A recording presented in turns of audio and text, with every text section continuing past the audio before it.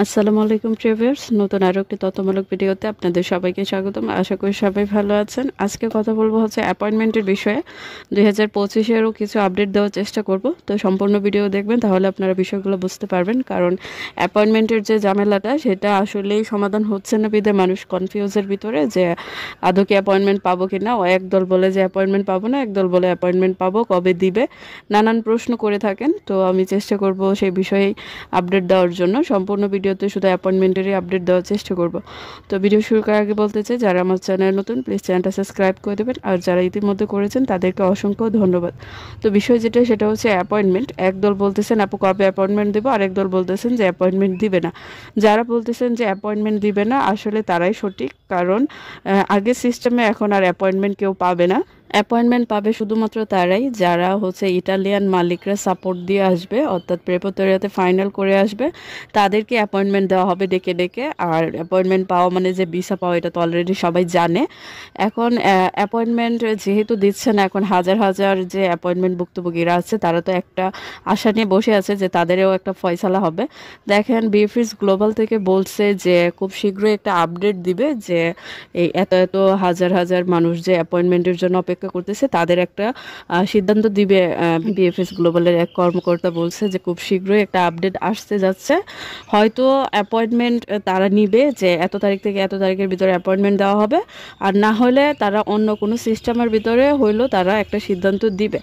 এখন আমরা যারা অ্যাপয়েন্টমেন্ট ভুক্তভোগী আছি, তারা তো অবশ্যই একটা সিদ্ধান্তের জন্যই তো বসে আছে। কারণ অধিকাংশ মানুষই বলতেছে যে আমাদের ভিসার দরকার নেই, আমাদের একটা সিদ্ধান্ত দিয়ে দিলে আমরা টাকাগুলো তুলে অন্য রাষ্ট্রের জন্য অ্যাপ্লাই করব।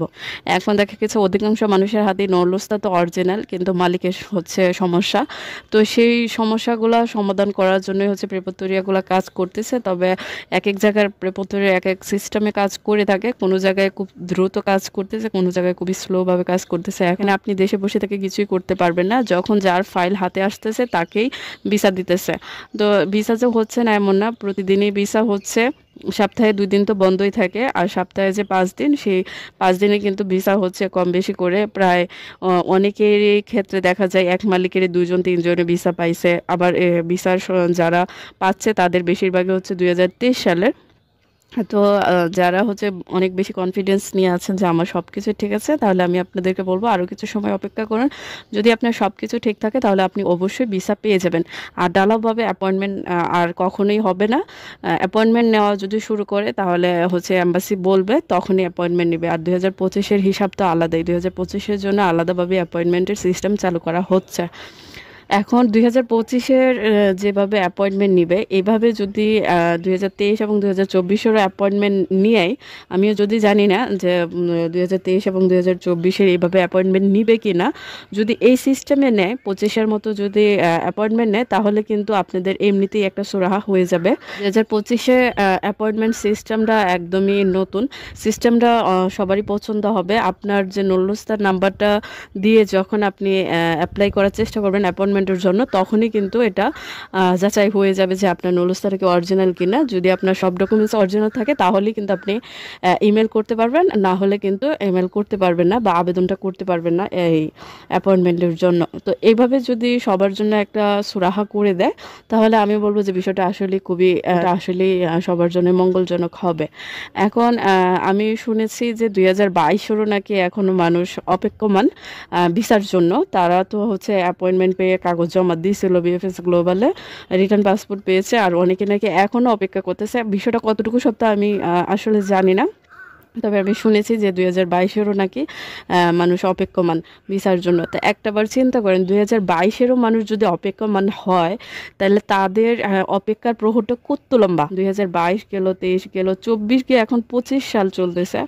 তারা কতটা সময় ধরে অপেক্ষা করতেছে। তো আমি 2022-এর যারা আছে, যদি কেউ আমার এই ভিডিওটা দেখেন, তাহলে আমি বলবো যে আপনারা যাদের মাধ্যমে আবেদন করছিলেন বা যে দালালের সাথে আপনাদের লেনদেন হয়েছে, আপনারা দয়া দয়া করে সেই দালালের সাথে লেনদেন শেষ করে ফেলেন, শেষ করে নতুন করে ভালো একটা দালাল ধরে আপনি এই 2025-এ অ্যাপ্লাই করার চেষ্টা করুন। বেশিরভাগ মানুষ হচ্ছে যতই সময় যাক, যতই ধোঁকা খাক, তারপরেও তাদের স্বপ্ন ইটালিতে যাওয়া।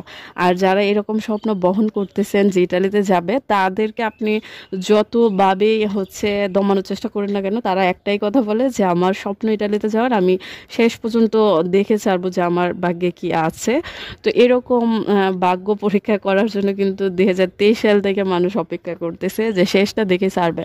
তো যারা হচ্ছে খুব গভীরভাবে অন্বেষণ করে বসে আছেন যে ইটালিতে যাবেন, তাদের জন্য বলবো, যদি আপনার ডকুমেন্টস ঠিক থাকে, মালিক ঠিক থাকে, তাহলে অবশ্যই আপনি যেতে পারবেন। এখন একটা যে সিদ্ধান্ত আপনি খুব তাড়াতাড়ি পেয়ে যাবেন যে আপনি কি ভিসা পাবেন কি পাবেন না, এটা কিন্তু এম্বাসি করতেছে না। তারা তাদের গতি মতো কাজ করতেছে আর আপনি আপনার মতো করে অপেক্ষা করতেছেন। আর এরকম অপেক্ষা করতে করতে মানুষ প্রায় ডিপ্রেশনে রোগী হয়ে গেছে। অনেকে বলতেছে আপু বিশ্বাস করবেন না, অপেক্ষা করতে করতে মনে হয় যে জীবন ধ্বংসের পথে। যদিও বিষয়টা আমি বুঝি, কারণ অপেক্ষা জিনিসটা খুবই কষ্টদায়ক। তো অপেক্ষা করা ছাড়া আমাদের হাতে আর কিছুই নাই। যেহেতু বিএফএস গ্লোবাল বলছে নতুন আরও একটা আপডেট তারা দিতে যাচ্ছে, তো সে পর্যন্ত অবশ্যই অপেক্ষা করতে হবে। আর ডালাভাবে অ্যাপয়েন্টমেন্ট আর কখনোই হবে না। অ্যাপয়েন্টমেন্ট নেওয়া যদি শুরু করে তাহলে হচ্ছে এম্বাসি বলবে, তখনই অ্যাপয়েন্টমেন্ট নেবে। আর 2025-এর হিসাব তো আলাদাই, 2025-এর জন্য আলাদাভাবে অ্যাপয়েন্টমেন্টের সিস্টেম চালু করা হচ্ছে। তো আশা করি আপনারা বিষয়টা ক্লিয়ার হবেন। যদি কারো কোনো বিষয় জানার থাকে অবশ্যই কমেন্ট করতে পারেন, আমি চেষ্টা করবো উত্তর দেওয়া। সে পর্যন্ত ভালো থাকুন, সুস্থ থাকুন, চ্যানেলটা সাবস্ক্রাইব করে পাশে থাকুন। ধন্যবাদ সবাইকে।